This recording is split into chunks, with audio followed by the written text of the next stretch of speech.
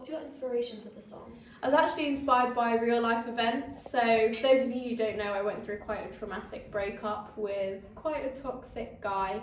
He wasn't very nice to me and he kept trying to beg for me back, but I realised I was stronger than that and I realised I deserved a lot more than that. So hopefully this music video shows to all of you out there that you can stand on your own and you don't need a man by your side. My ex-boyfriend kept trying to crawl back into my life, but luckily I had a really good support system. My family and friends were invaluable during this time and helped me remain strong and positive throughout a very tricky time for my life. What made you build up the confidence to share your story?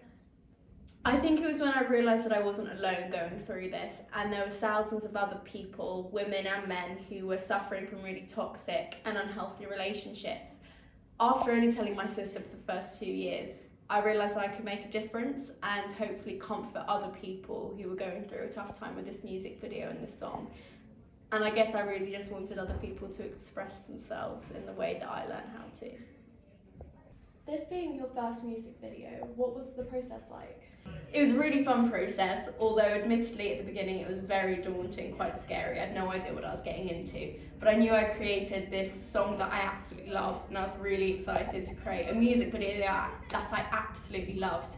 And I think that's exactly what my team and I created. I think my favourite part of it was coming up with the concept and planning it all. And then once we had the planning and the costumes, our costume design was absolutely fantastic, and it was so fun coming up with all the different outfits I was going to wear, for both me and all the other actors involved. And then really it was seeing how everything works, you know, all behind the scenes, all the lights, all the cameras, and how they do all the sounds and everything. It was really interesting. Final question for you, Amber. What do you do to keep yourself happy? There's a lot I do actually. I think from getting out of this really toxic relationship, I realised how important it was to stay fit, both physically and mentally. So I normally like to go on a run, about 5k. So I did not start on 5k when I started running. I started on 1k and then worked my way up, so anybody can do it. So that helped me stay physically fit, which releases endorphins and then released oxytocin, and obviously developed my happiness. But also I love meditation, weirdly. You know, everybody always says, oh, meditation, that does nothing, you just sit there and you just,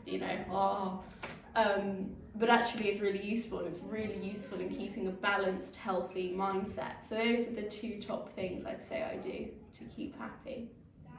Thank you so much for coming to do this interview with us today. No worries, it was an absolute pleasure.